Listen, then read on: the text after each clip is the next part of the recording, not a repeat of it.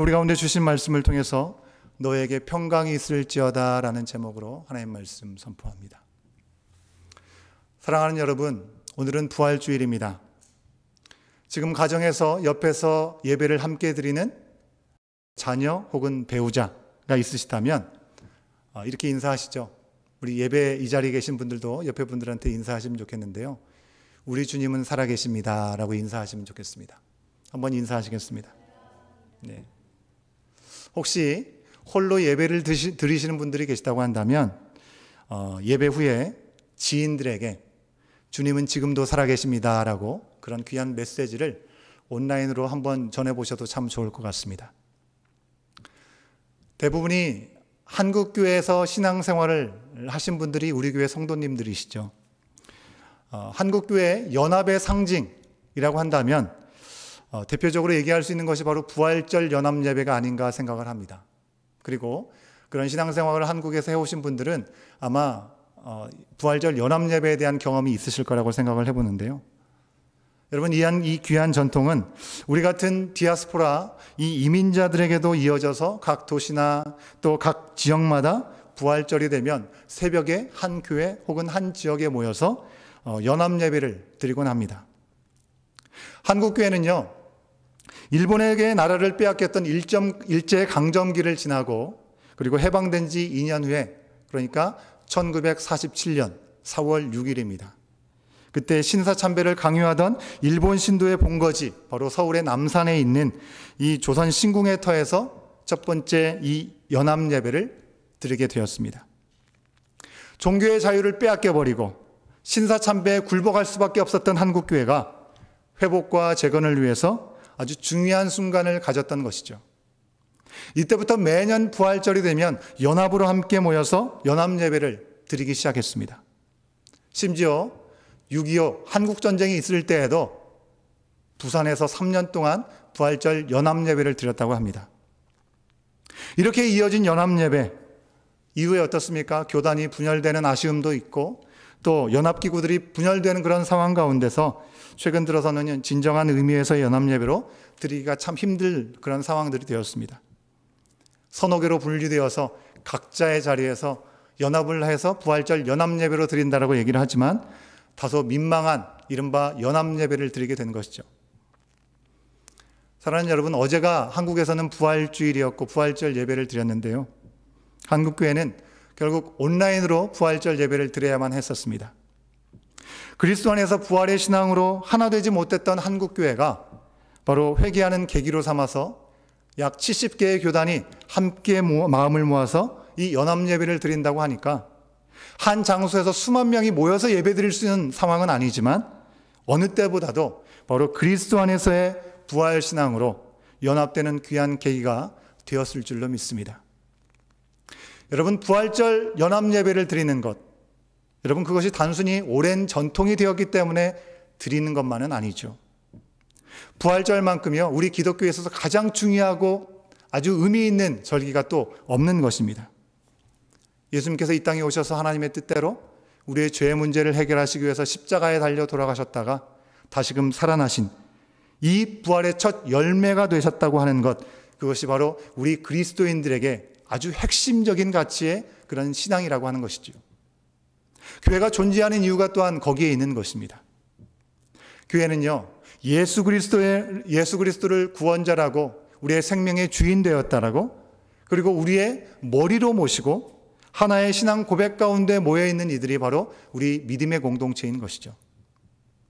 그렇기 때문에 고린도전서 15장 17절부터 20절까지의 말씀에서 사도 바울은 이와 같이 얘기를 합니다.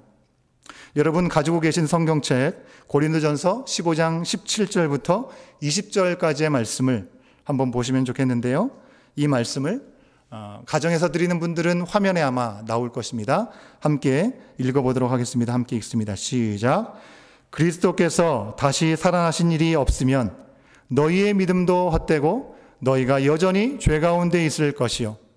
또한 그리스도 안에서 잠자는 자도 망하였으리니 만일 그리스도 안에서 우리가 바라는 것이 다만 이 세상의 삶뿐이면 모든 사람 가운데 우리가 더욱 불쌍한 자이리라. 그러나 이제 그리스도께서 죽은 자 가운데서 다시 살아나사 잠자는 자들의 첫 열매가 되셨도다. 아멘. 잠자는 모든 이들의 첫 열매가 되신 줄로 믿습니다. 바울 사도는 이와 같이 선포하고 있습니다. 이토록 소중한 부활절이기 때문에 함께 모이지 못하는 안타까움이 우리는 더 큰 것이죠. 한국교회 연합은 고사하고요. 지교회 공동체도 이렇게 함께 모일 수 없는 상황, 너무나 안타까운 마음 우리 모두가 가지고 계실 것입니다. 여러분, 작년까지만 하더라도 여러분 부활절이면 우리가 온 가족이, 온 세대가 함께 모여서 이 자리에서 예배를 드렸습니다. 다음 세대 자녀들이 준비했던 기쁨의 찬송과 율동을 주님 앞에 함께 올려드리고요. 또 새롭게 예수님을 인생의 주인으로 고백하고 예수님은 그리스도라고 고백하신 이들을 통해서 입교 혹은 세례의 의식을 우리가 함께 가졌던 것도 바로 이 시간이었습니다. 예수님께서 우리를 위해서 내어주신 찢기신 살과 다 쏟으신 피를 기념하는 성만찬도 우리가 함께 이 자리에서 행하게 되었었죠. 예배가 끝나고 나면 어떻습니까? 우리 전도회들이 돌아가면서 사랑으로 준비한 계란, 함께 계란을 나눌 때 그 행복은 더 배가 되는 시간이었던 것을 기억합니다. 봉사팀과 각 가정들에서 십시일반으로 사랑의 마음으로 준비한 식탁의 교제를 통해서 우리가 정말 주님께서 주신 평강 가운데 기쁨을 나누는 시간들을 가졌었습니다. 이를 위해서는 그 전주간부터 교회 학교 자녀들의 경우에는 짧게는 한 달, 두 달 이상의 시간들을 개인적으로 혹은 함께 최선을 다해서 기쁨의 예배를 준비하곤 했습니다.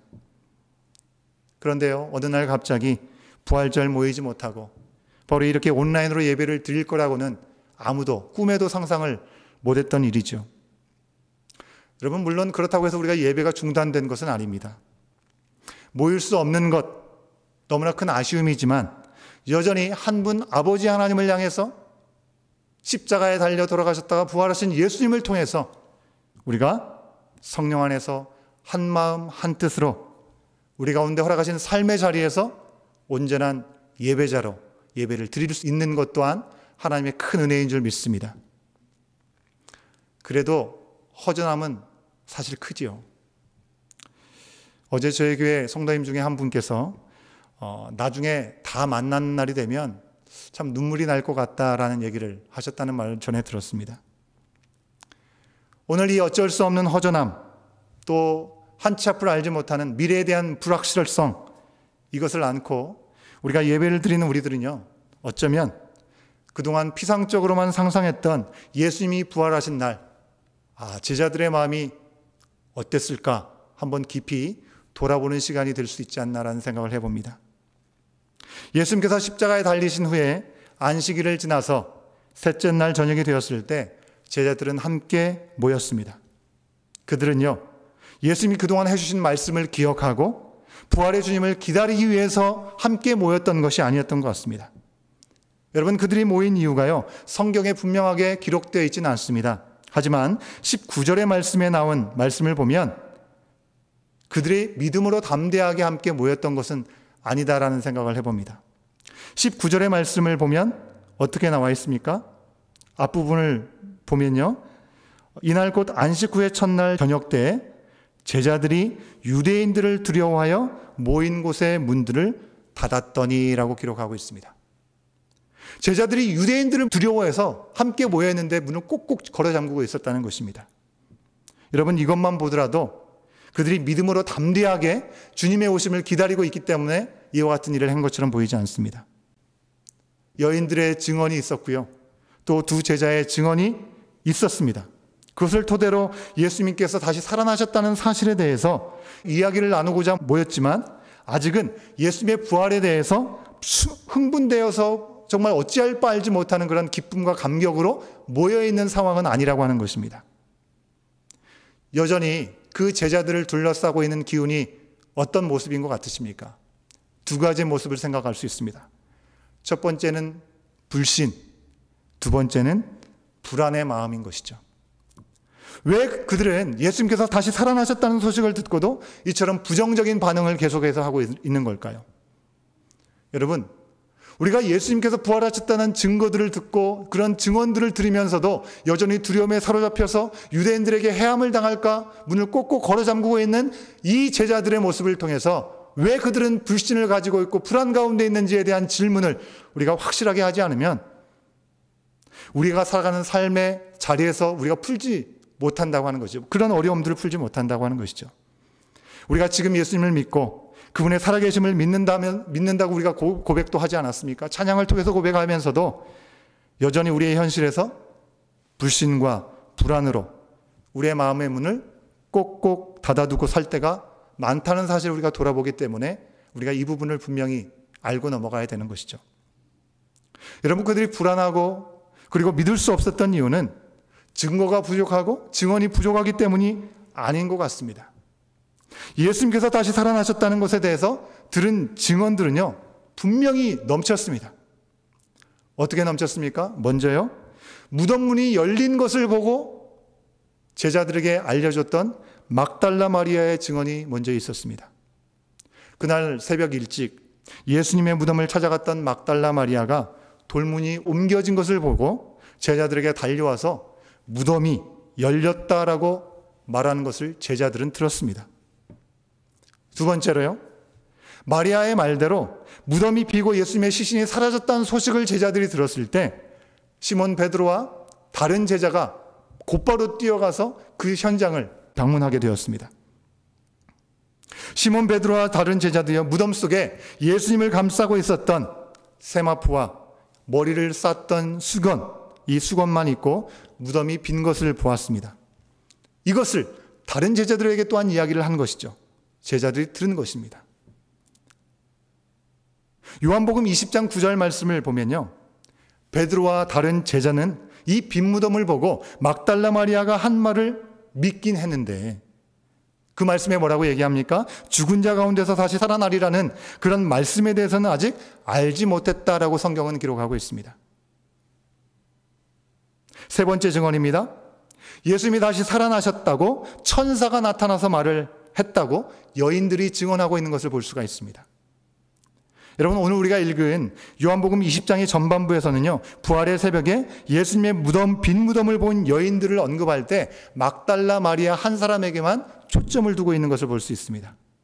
그런데요, 같은 내용을 담고 있는 누가복음에서는 막달라 마리아 외에 요한나, 야고보의 모친 마리아 등의 여인들의 이름이 나오고 있습니다. 다른 여자들도 있었다라고 말씀하고 있습니다. 이 여인들에게 나타난 천사는 뭐라고 얘기합니까? 어찌하여 살아있는 자를 죽은 자 가운데서 찾느냐? 여기 계시지 않고 살아나셨느니라 라고 말씀합니다. 그리고 갈릴리에 계실 때 너희에게 어떻게 말씀하셨는지를 기억하라 라고 천사가 이 여인들에게 전하여 줍니다. 그 말을 들은 여인들은요, 그때 비로소 죽었다가 다시 살아나겠다고 하신 그 주님의 말씀이 기억나게 된 것입니다. 네 번째 증언은 어떻습니까? 예수님을 만났다는 막달라 마리아의 증언이 또 있었죠. 무덤 곁에서 계속 울고 어찌할 바 알지 못하는 이 마리아가요, 제자들이 돌아간 후에 빈 무덤 속에서 두 천사를 만납니다. 두 천사를 보고 이어서 다시 사신 예수님을 그 또한 보게 되었습니다. 하지만 이 예수님이 옆에 계시고 이야기를 하면서도 그저 이 여인은 동산지기인 줄만 알고 예수님의 시신이 어디 있는지 자신에게 좀 알려달라고 그렇게 이야기를 합니다. 그런데 그 순간에 부활하신 예수님께서 마리아야라고 부르실 때 그때 드디어 주님을 알아보게 된 것이죠. 그녀는 주를 보았다라고 제자들에게 가서 말하면서 예수님이 아직 아버지께 가시지 않았기 때문에 이제 곧 아버지 하나님께로 올라간다라고 그 말을 전하게 되었습니다. 다섯 번째 증언은요, 시몬이 예수님을 보았다라는 내용들을 성경은 기록하고 있습니다. 시몬에게 예수님을 보이셨다라고 기록하고 있죠. 성경은 이에 대해서 시몬 베드로가 예수님을 어떻게 만났는지 만난 장면이나 하신 말씀에 대해서 소개해주고 있지는 않습니다. 누가복음 24장 34절 말씀에서 예루살렘에 모인 제자들의 입을 통해서 주께서 과연 살아나시고 시몬에게 보이셨다라고 말하는 장면만이 우리 가운데 보여질 뿐입니다. 마지막의 증언은요, 엠마오로 가는 두 제자의 증언을 우리는 확인할 수 있습니다. 그들은 명절이 끝나서 원래 살던 곳으로 돌아가는 과정이었는지는 몰라도 분명히 예수님을 따르던 그런 사람들이었습니다. 그런데 그들이 이제 그곳에 있을 이유가 더 이상 없었고 예수님에게 일어난 일들에 대해서 서로 얘기하면서 엠마오로 가다가 예수님과 함께 동행하게 된 것이죠. 하지만 처음에 이 영적인 눈이 가려워져서 예수님과 함께 있으면서도 이야기를 하면서도 그분이 예수님인지 그들은 알지 못했습니다. 그러다가 날이 저물어서 음식을 함께 먹을 때 떡을 가지고 축사하실 때 예수님은 드디어 그들이 예수님을 알아보게 된 것입니다. 그런데 그들이 알아보았을 때 예수님은 그 자리에 계시지 않았습니다. 두 제자는요, 그 길로 바로 일어나서 다시금 예루살렘으로 돌아가서 제자들에게 나간 것이죠. 바로 그 저녁에 제자들이 문을 닫고 모여 있었던 것입니다. 이처럼 믿을 수 없는 그런 증언들을 듣게 된 이 제자들은요, 예수님을 처형한 유대인들이 여전히 살기가 등등하지만 위험을 무릅쓰고 모여서 다시 살아나신 예수님에 대해서 이야기를 나누고자 했던 것 같습니다. 하지만 문을 걸어 잠그고 모여 있었던 것이죠. 여러분, 원어 성경의 말씀에 보면 그냥 닫고 있었다라는 표현이 아니고요, 단단히 잠그고 있었다라는 표현으로 우리가 이해할 수 있는 그런 말입니다. 그들에게 많은 증언들이 있었지만 제자들의 마음은요, 여전히 불신과 불안한 마음이 가득했습니다.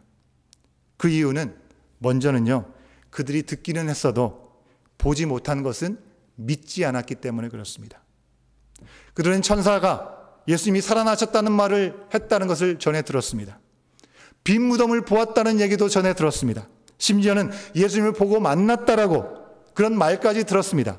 하지만 그 말을 허탄한 말로 여겼다는 것입니다. 누가복음의 말씀에 보면요, 허탄하다는 말이 나오고 있는 것을 볼 수 있습니다. 이 허탄하다는 말은 의학적인 용어인데요, 과대망상이라는 의미를 가지고 있습니다.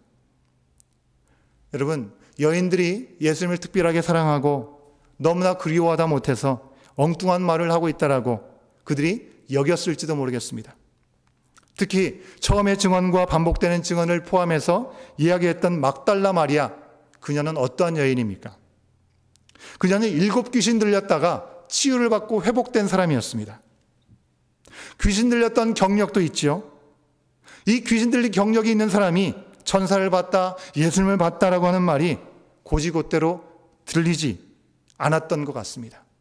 특히 1세기의 팔레스타인 지역에 있었던 사람들의 상황 가운데서는, 환경에서는요, 여인들의 말을 도무지 인정하지 않는 사회였습니다. 귀신 들렸다가 치유를 받은 데다가 여인이 말이니 거기에 무게가 실리지 않았던 것이죠. 그나마 제자들이 좀 더 신중하게 여길 수 있었던 것은 시몬이 증언한 그것 때문이었던 것 같습니다. 두 번째로, 제자들이 부활의 소식을 듣고도 여전히 불신과 두려움과 불안 가운데 휩싸였었던 이유는 그들이 부활에 대한 기대가 없었기 때문에 그렇죠. 예수님께서 그렇게 반복해서 예고해 주시지 않았습니까? 또 예루살렘 입성 직전에는 죽었던 나사로가 나흘째 다시금 소생되는 놀라운 일들을 보여주셨습니다. 부활의 가능성을 그들은 눈으로 목격했던 사람들이었습니다. 하지만 제자들은요, 빈 무덤에 대한 증언, 그리고 예수님께서 살아나셨다는 그런 말을 듣고도 다시 살아나셨으리라는 기대보다는 오히려 두려움이 컸던 것이죠. 살아계실 때 예수님을 대적하고 괴롭히는 이들이 예수님의 시신조차도 가만히 두지 않고 있다라는 그런 마음 때문에 두려워했을지도 모르겠습니다.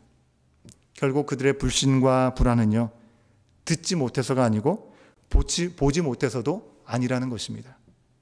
예수님은 고난을 당하여 죽으셨다가 부활하실 거라는 말씀을 이미 말씀해 주셨고, 그리고 전능하신 그 능력으로 죽은 사람도 살리는 것을 이미 보여주셨습니다.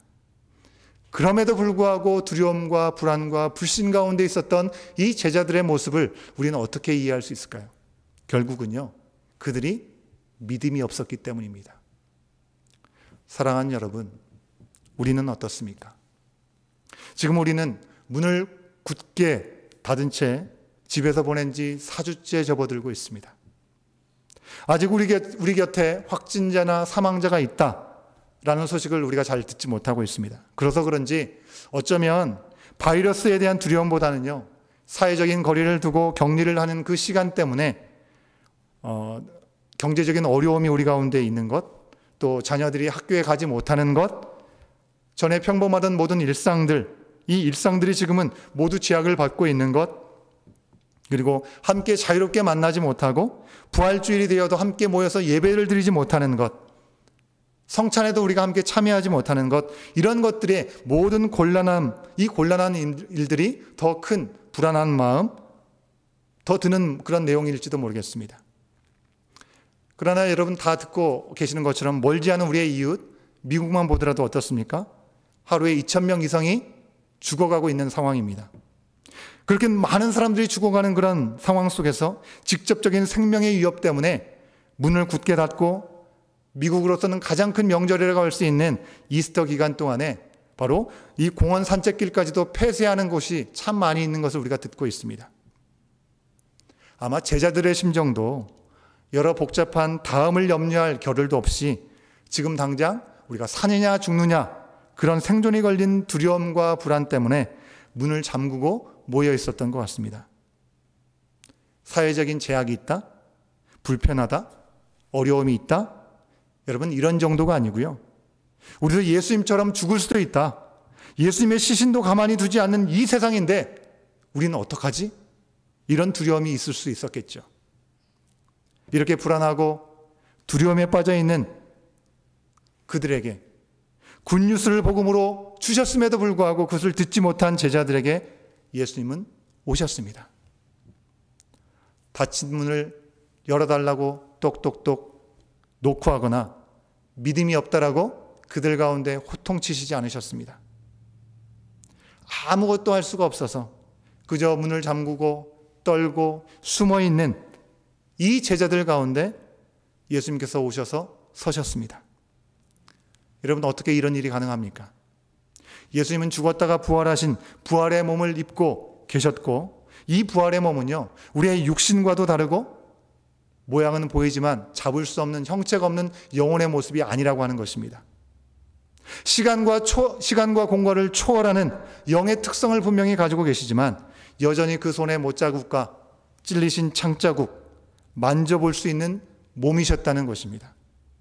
그래서 예수님은 문을 열어주지 않았음에도 불구하고 그 모임 가운데 오실 수 있었고, 못자국과 창자국을 보여주면서 예수님이 바로 그 당신이라고 그들 가운데 확인시켜 주셨습니다. 여러분, 그들에게 예수님께서 반복하여 말씀하신 말씀이 무엇이었습니까? 너희에게 평강이 있을지어다. 오늘도 이 시간 우리 각자에게 부활하신 주님께서 말씀하신 줄 믿습니다. 너희에게 평강이 있을지어다. 여러분, 길게 풀어 말하니까 거창해 보이지만요, 지금 그 시대에 그리스도인들 자주 사용하는 샬롬이라는 말이 있죠. 이 샬롬이라는 인사를 그저 하고 계실 뿐이라는 것입니다. 흔한 일상의 인사를 건네신 것입니다. 예수님은 그들에게 거창한 말을 가지고 나오시지 않으셨습니다. 그러나 그 일상의 인사는요, 그들에게 놀라운 기쁨을 허락하여 주셨고 모든 두려움을 물러가게 하시는 인사였습니다. 왜요? 예수님께서 그들과 함께 하셨기 때문에 그렇습니다. 그저 형식적인 인사가 아니라 그들의 인생에 참 평안을 주시기 위해서 죽기까지 하셨던 그 예수님께서 다시 살아나셔서 그들 가운데 오셨기 때문에 그렇습니다. 그들은 예수님이 가장 위험한 순간에 배신하고 도망쳤습니다. 심지어 3번에 걸쳐서 부인하기까지 했습니다. 예수님께서 어려우실 때 그들은 아무것도 할 수가 없었습니다. 그러나 그들 가운데 예수님은 오셨습니다. 그리고 그들의 모든 죄책감과 불안한 마음과 두려운 마음과 이 불신의 마음을 사라지게 하셨습니다. 그들은 부활의 주님을 만나게 되었을 때 그때 비로소 알게 되었습니다. 예수님 외에는 우리의 인생 가운데 그 누구도 진정한 평안, 진정한 기쁨을 주실 수 있는 분은 없다라는 사실을 그들은 알게 되었습니다. 십자가 앞에서 도망쳤지만 부활의 소식을 들으면서도 예수님의 부활을 제대로 믿지 못했던 그들이었지만 그들의 평안을 누구보다도 구하셨던 예수님이셨기 때문에, 그들이 복된 인생으로 회복되기를 가장 원하신 예수님이셨기 때문에 그 고통과 아픔의 흔적을 못자국, 창자국 그들의 손으로 만져보아서라도 예수님을 믿고 죄에서 죽고 다시 태어난 생명의 존재로 평안의 길을 가기를 원하셨던 것이죠. 그것을 이제야 제자들은 부활의 주님을 만나는 순간에 확실하게 알게 되었습니다. 예수님을 해쳤던 이들에 대해서 두려워할 것도 없고요. 예수님께 저지른 잘못 때문에 망설일 것도 없이 예수님이 오셔서 그들에게 평안을 주시고 함께 하시는 것처럼 그들에게 기쁘고 평안한 일은 없었습니다. 사랑하는 여러분, 우리는 지금 불안하고 불확실한 미래를 가지고 있는 시대 가운데 살아가고 있습니다. 최근 캐나다 정부에서는 이 위기에 대응할 만한 경제적인 대처들을 여러모로 제공해주고 있습니다. 그리고 우리에게 한숨을 덜어주고 있는지도 모르겠습니다. 그러나 그런 조치들이 진정 이 불안정한 세상 가운데 우리의 문을 활짝 열고 나아갈 수 있는 이유와 의지를 우리 가운데 주고 있는 것일까요? 예수님은 말씀하셨습니다. 너희에게 평강이 있으라. 아버지께서 나를 보내신 것 같이 나도 너희를 보내노라 말씀하셨습니다. 우리는 우리 가운데 평강으로 오신 부활의 주님으로 인해서 이 불확실한 시대, 이 어려운 시대 가운데 두려움과 불안으로 문을 꼭꼭 걸어잠그는 사람들이 되어서는 안 되겠습니다. 불신과 불안이라는 잠금장치, 위태로운 환경의 장애도 다 통과하고 우리에게 오신 예수님의 평안을 세상의 빛으로 전해야 될 사람이 되었다는 사실을 우리는 기억할 수 있어야 됩니다. 여러분, 한국의 어떤 목사님께서 부활의 기쁨을 재래시장에 있는 상인들에게 가서 나누라라는 그런 도전을 주시는 것을 볼 수 있었습니다. 어제 예배를 드렸던 한국교회 곳곳에서 이 부활의 기쁨을 그리스도의 이름으로 나누는 귀한 본들을 보여주었습니다. 사랑하는 우리 나라의 한인장로교회 여러분, 함께 예배 자리에 있는 모든 주님의 자녀 여러분, 모두가 움츠려드는 바로 이때 주님의 평안으로 우리의 영적인 기지개를 필 수 있어야 될 줄로 믿습니다. 보지 않고 믿는 그 은혜가 더 크다라고, 보지 않고 믿는 복된 믿음으로 지금도 살아계신 주님이 우리 가운데 계심을 우리가 분명히 믿고 우리가 있는 자리에서 누구에게 이 평강을 나눌지 여러분 미루지 말고 지금 우리 각자가 결단할 수 있기를 소원합니다. 내 육신의 가족입니까? 믿음의 가족에서 더 나아가서 우리가 살고 있는 이 한인 커뮤니티에 속한 교민들, 그리고 사업체들, 이 지역에 속한 주민들, 특히 많은 이들이 쉬게 되는 이 상황 동안에 일선에 앞장서서 일하고 있는 의료진과 상담사들, 그리고 복지사들, 그들의 가족을 기억하면서 여러분 기도하시기를 바랍니다. 혹시 건강이 괜찮으시다면 마스크를 잘 쓰시고 방문이 가능한 허락된 사업장에 잠시나마 방문하셔서 음식과 물건도 구입하시면서 평안을 함께 전해보시기 바랍니다. 일하시는 이들에게 마스크나 세니타이저 같은 것을 작게라도 만들어서 주시든지 또 커피를 사서 투고해 주시면서 부활의 주님의 평안을 한번 전해봐도 좋겠습니다. 여러분, 우리가 헛되이 모여서 불안한 이야기들을 하는 것, 여러분 그것은 절대 삼가고요. 예수님께서 부활하셨어도 평안이 없는 가슴마다 그리스도의 빛, 그것이 비춰질 수 있도록 우리의 착한 행실로 주님 앞에 영광을 돌리고 세상이 그 평강을 알 수 있도록 두려움의 문을 박차고 우리가 있는 그 자리에서 위험하지 않은 선에서 행할 수 있는 일들을 구하고 믿음의 발걸음을, 주님의 살아계신 그 복된 소식을, 부활의 소망을 나눌 수 있는 우리의 모든 삶이 되어야 될 줄로 믿습니다. 그리스도의 평강이 우리 모두와 함께 하시길 간절히 소원합니다. 함께 기도하시겠는데요. 여러분, 두려움으로 나의 마음의 문을 굳게 잠그었던 경험이 있습니까? 그 두려움은 어떻게 해결되었습니까? 우리의 삶의 현장 속에서 지금 가장 불안하고 두려운 것은 무엇입니까? 코로나19로 온 세계가 두려움과 불안에 쌓인 지금, 그리스도의 평강이 가장 필요한 사람들, 가장 필요한 곳들은 과연 어디이겠습니까? 이 시간 우리 함께 기도할 때 생각하고 떠오르는 그 대상들을 위해서 함께 잠시 기도하는 시간 갖도록 하겠습니다. 주신 말씀을 붙잡고 부활의 산소망 되신 주님으로 인해서 우리의 존재 자체가 변화되었음을 기억하고 그 능력의 놀라운 역사에 쓰임받는 우리의 삶이 될 수 있도록 인도해달라고 함께 잠시 기도하는 시간 갖도록 하겠습니다. 기도하시겠습니다.